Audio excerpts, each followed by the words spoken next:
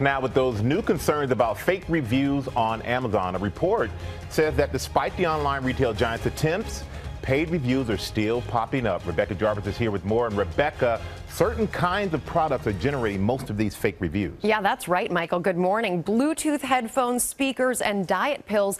These are some of the products that a new investigation finds are most susceptible to fake reviews. Some now saying it's an epidemic how frequently these phonies are cropping up. Thank you, Good Morning America, for that report.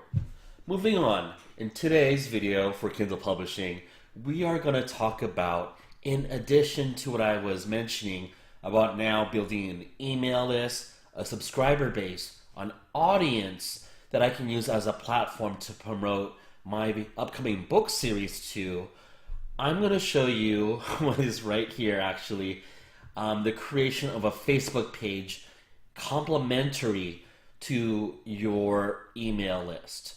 Reason being why you would want to do this, and this is not the actual Facebook page that I'm using for my email list in conjunction. This is just going to be the example for you to look at. But basically, the whole notion is you can interact with your audience on Facebook because they're going to be on Facebook all the time.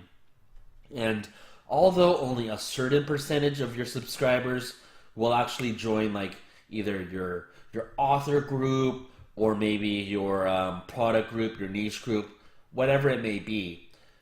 The whole rationale is that people love interacting with either an authority figure, an author, or what have you.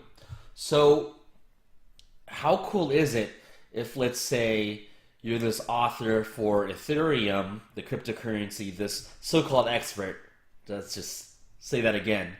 And people can actually reach out to that expert, or people can reach out to this expert for the ketogenic diet and be able to ask questions and ask for advice from someone who supposedly knows everything about the ketogenic diet and can interact as such on Facebook. So with that too, you will be able to get more sales because of that unique relationship you can build with your audience. And having a unique relationship, having that community where it helps you, just as cynical as it sounds, it lets you make more sales from your audience, but realize also it just separates you, that it's going to separate you from all the other authors, and that you're creating a platform where, again, you're going to be able to interact regularly.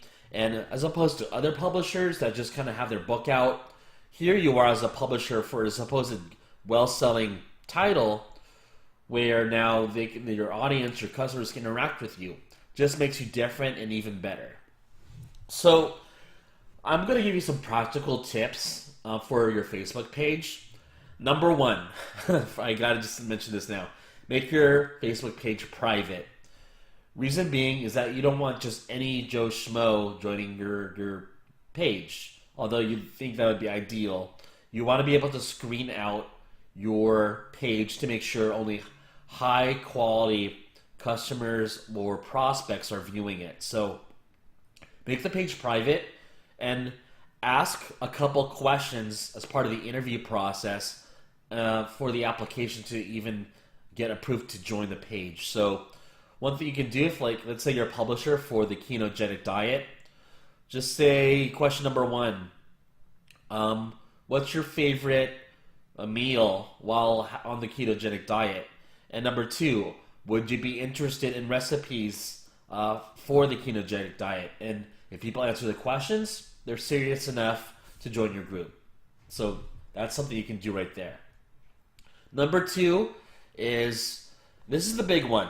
And this is something that I failed to do back when I was running my own Facebook page for my blog and even for my book series, is that you really have to interact regularly with your audience. And so with my current page, not this one, the real one, I've already got over 500 members. I post twice a day, every day without fail to my group. And so it can be the simplest of things, like asking them, what do they eat today? Or like, what Christmas gifts do you have planned to buy for your friends or family? Or what do you want to buy? And just have fun. Like, don't think of it as cynical, like, oh, I'm gonna trick you people into buying my book because I'm just gonna like throw some questions at you and game you into buying my book. No, no, no, no. Have some fun, build a fun community, and just like actually interact with your audience. Reply to what they have to say, hear what their needs are, and again, just have fun. But you got to interact regularly. Like posting once a week will not cut it. You really want to build a very robust community, and that can only happen if you post at least twice a day. If that's something that you can't do because you're too busy, there's two options. Number one is you can set an auto-scheduled post to where when you have 2 minutes of free time, you write your post and then you auto-schedule it later in the day, and you can set that up to where you have like 10 auto-scheduled posts for the week if you need to when you have a 30-minute block. Or number two, you hire a VA manager, personal assistant, to hire the postings for you. So there you go. And as far as how you funnel your email subscribers to your Facebook page, I'm sure that's a question that might come up, or you might be thinking about how to do so. I'm going to just show you how you would do it. So I'm going to actually just paint it for you really quickly. Now, if you remember in yesterday's video, I mentioned that I would have a lead magnet for people to join my email list. And my lead magnet was a free book. So the truth is, in my email sequence, each email is actually a chapter from my book. So let's just say this is going to be, I am so bad at Microsoft Paint, by the way, but here is the book cover. And then we're going to have the chapter text. What I'm going to do is at the bottom of my email, I'm going to have a call to action button that says, to the effect of, not exactly this, but to the effect of, why is the font so big? Please don't let me freeze on video. Okay, the font, it's going to say here, to this effect, join my Facebook group for more recipes. Okay? And from there, because this is going to be in every email sequence, if someone really likes your content, they're going to join your Facebook group, and that's how they find the page. I don't recommend running Facebook ads just to get Facebook people, Facebook subscribers to your page, because the key flaw to that is that they become still Facebook's customer, so to speak. You don't have their contact info, you don't have anything about them other than just having them in your page. So while theoretically it could still convert to a sale, the most powerful thing you can do with Facebook ads is run the ad to your lead magnet. And if it's going to be in the form of a book, you might want to like write this down, or you can rewatch this video. You can use either your email automation client, whether that's Aweber or MailerLite, or if you don't want to use those as a landing page, what you can use is BookFunnel at bookfunnel.com, where you can have your lead magnet placed with your book in there, and from there you can actually download the people who opt in for your free book. You can download their email list from that campaign, what have you, and import it back to Aweber or MailerLite.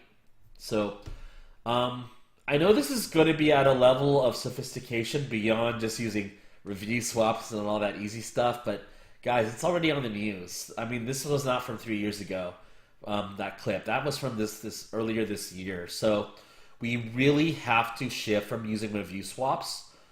I think I really believe this. I'm not trying to scare anyone. I really believe that review swaps will be obsolete by either next year, 2019, or 2020. Like, things will catch up. So it's good to stay up with the times and use more sophisticated and real internet marketing avenues to promote your content on Amazon. So if you have any questions, guys, leave a comment below.